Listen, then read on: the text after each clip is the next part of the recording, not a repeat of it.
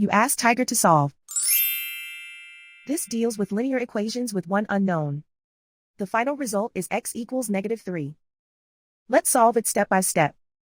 Group all x terms on the left side of the equation. Subtract x from both sides. Group like terms. Simplify the arithmetic. Group like terms.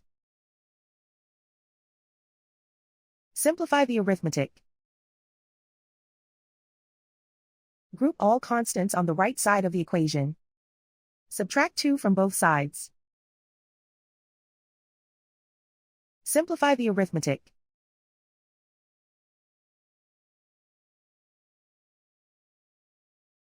And so the final result is x equals -3.